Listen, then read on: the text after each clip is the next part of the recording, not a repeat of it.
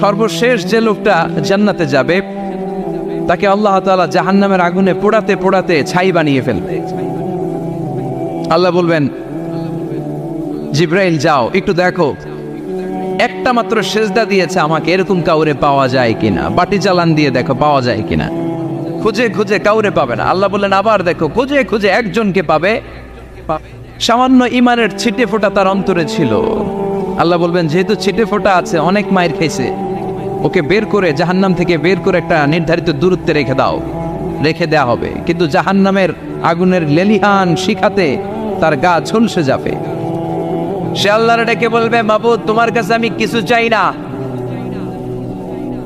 জাহান্নাম থেকে তুমি আমাকে বের করেছো, জীবন নদীর পানি তুমি আমার গায়ের মধ্যে ঢেলে দিয়েছো, আমি আবার সজীবতা ফিরে পেয়েছি। আমি তোমার কাছে জান্নাত চাই না, শুধু নিরাপদ একটা দূরত্বে আমাকে রেখে আসো, যাতে জাহান্নামের আগুন আমারে কষ্ট দিতে না পারে। আল্লাহ, আমি কিন্তু তোমার কাছে জান্নাত চাই না। কি চাই না? কি চাই না? জান্নাত চাই না, কিন্তু জাহান্নামের আগুন আমারে কষ্ট দিচ্ছে, এতটা দূরত্বে রাখো যাতে জাহান্নামের আগুন আমার গায়ে না লাগে। আল্লাহ বললেন, ওকে রাখবো, কিন্তু আমার সাথে একটা কন্ট্রাক্টে যেতে হবে, যে এটা তোমাকে দিলে তুমি আর নতুন করে কিছু চাবা না। সে বলবে আমি রাজি, কন্ট্রাক্ট হয়ে যাবে। আল্লাহ জিব্রাইলকে বলবেন, যাও এমন দূরত্বে রাখো যাতে জাহান্নামের আগুন ওরে কষ্ট না দেয়।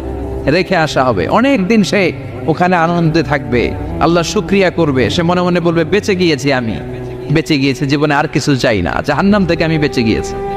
অনেকদিন থাকার পরে মনে মনে ভাববে, পাইসা তো গেছি, কিন্তু নতুন করে একটু ট্রাই করে দেখি, জাহান্নামের সৌন্দর্যের দৃশ্য একটু চোখ দিয়ে অবলোকন করা যায় কিনা। সে আল্লাহরে ডেকে বলবে, আল্লাহ ইনদি সুআল, আমার একটা ফরিয়াদ আছে। কি ফরিয়াদ?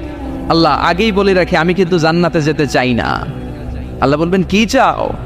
সে বলবে, আল্লাহ তোমার জান্নাতটা তুমি কত সুন্দর করে বানিয়েছো, আমি একটা নজর শুধু দেখতে চাই। জান্নাতের দরজার সামনে নিয়ে যদি আমারে বসিয়ে রাখো, দ্যাটস ইনাফ, আর কিছু চাই না, আর শুধু জান্নাতের দরজার সামনে। আল্লাহ বললেন, তুই না ওয়াদা করেছিস